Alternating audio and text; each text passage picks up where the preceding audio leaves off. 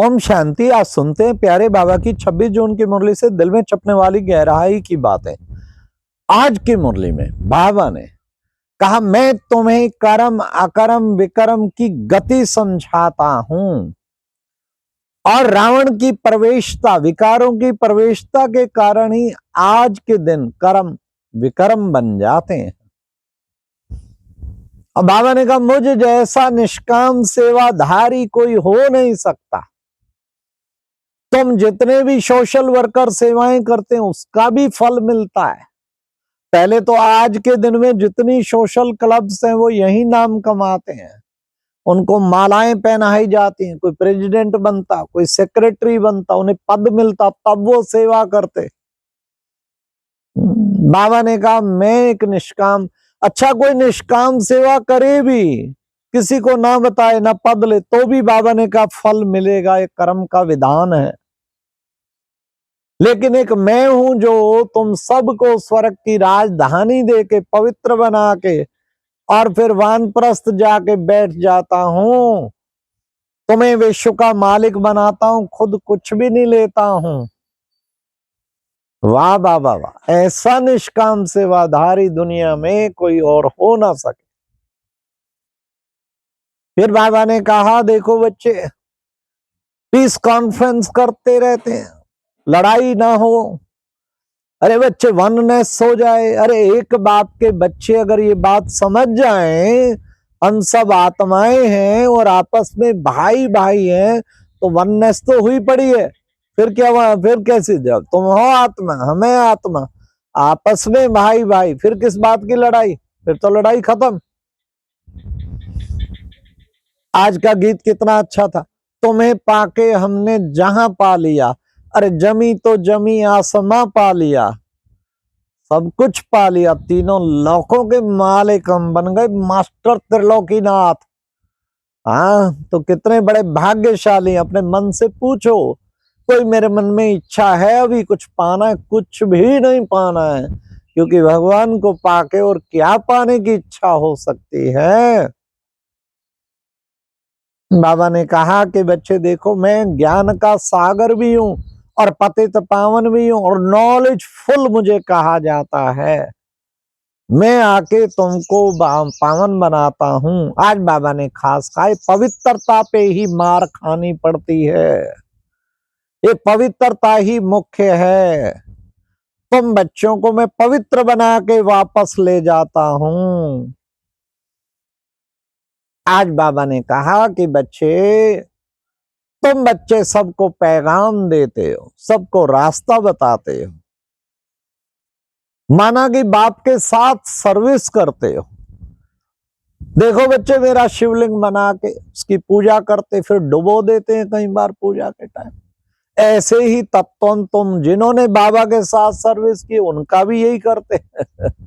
देवी देवताओं की भी बना के, गणेश की किसकी, फिर देखो विसर्जन, डूब जा डूब जा डूब जा, विसर्जन कर देते हैं गणेश जी का और कईयों का, दुर्गा का।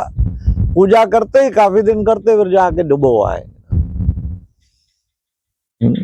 फिर बाबा ने कहा, देखो बच्चे, फिर से मैं आदि सनातन देवी देवता धर्म की स्थापना कर रहा हूं। ये बात फिर से वाली जरूर समझाओ कि 5000 वर्ष के बाद फिर से बाबा आके आदि सनातन देवी देवता धर्म की स्थापना कर रहे हैं। सबसे ज्यादा बाबा ने राज खोला, आदमशुमारी होनी चाहिए आदि सनातन धर्म की, क्योंकि 5000 वर्ष पुराना है। इस्लामी बोधि तो 2500 वर्ष से आए, या क्रिश्चियन आदि।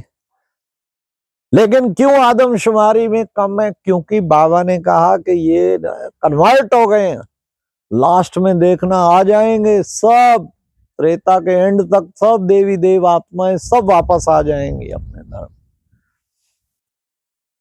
अब आज के दिन भी कितने क्रिश्चियन बाबा के बच्चे बन गए हैं। क्रिश्चियन कंट्री में, कितने मुस्लिम कंट्री में मुस्लिम भी बाबा के बच्चे बन गए। सब बाबा की गई हुई आत्माएं वापस आ रही हैं। फिर बाबा ने कहा कि बच्चे, तुम बच्चों को अब ये समझना है कि ये रावण जो है, इसकी एफिजी जलाते हैं, जल जा, पूर्णतः खत्म हो जाए। लेकिन ये मरता नहीं है, फिर बनाते रहते हैं। तो बाबा ने कहा तुम बच्चों को मैं विश्व का मालिक बनाता हूं। तुम्हें कितना न नशा होना चाहिए। हम त्रिकालदर्शी बनते हैं, तीनों कालों को देखने वाले, हर बात के आदि मध्य अंत को जानने वाले, उसको त्रिकालदर्शी कहते हैं। तो तुम बच्चों को ये कौन बनाता है? ये मैं बनाता हूं। इसलिए बाबा ने कहा कि बच्चे, हाँ, ब्रह्मा को कितनी गालियां खानी पड़ी। ये तो कभी कभी कहता है राह चलते ब्राह्मण फंसे हो। हाँ, तुम बच्चों को भी सहन करना पड़ता है, बिना सहन किए तो कोई उच्च पद नहीं पाता है। तो बच्चे खुशी खुशी सहन करना है। बाबा ने कितना खुशी खुशी सहन किया। हाँ, बाबा ने कहा यहाँ सहन करोगे तो आगे शहंशाह बनोगे। इसलिए डरना नहीं है। कोई पे झूठे कलंक लगा देते बच्चे, कलगीधर बन जाओगे। बाबा ने शब्द ऐसे बताए हैं जो फील तो कभी हो ही नहीं सकता ना। अरे जो बाप तुम्हें विश्व का मालिक बनाता है उसको तुम याद नहीं कर सकते। तीनों लोकों का मालिक बना देता है। 21 जन्म के राज भाग 100% हेल्थ वेल्थ हैप्पीनेस देता है, उसको नहीं याद कर सकते। बच्चे तुम्हारी राजधानी स्थापन हो रही है। एज सर्टन एज डेथ हमारी राजधानी स्थापन हो रही है। इसलिए बाबा ने कहा बच्चे जितना याद करेंगे तुम पावन बनेंगे और तुम नई दुनिया के मालिक बनेंगे। बच्चे जितना पुरुषार्थ करेंगे उतना उच्च पद पाएंगे। मैं सारा कार्य पूरा कर निर्वाण धाम में बैठता हूँ, बल्कि दिव्य दृष्टि की चाबी मेरे हाथ में, भक्ति मार्ग में भी करता हूँ उसको यूज। और अब भी तुम्हें कईयों को दिव्य दृष्टि के द्वारा बाबा के निकट लाते हैं। तो बाबा ने कहा कि बच्चे निर्वाण धाम कहते ना, वानप्रस्थ हो गया पिता सब कुछ दे के, तो वास्तव में निर्वाण धाम में वानप्रस्थ अवस्था है मेरी।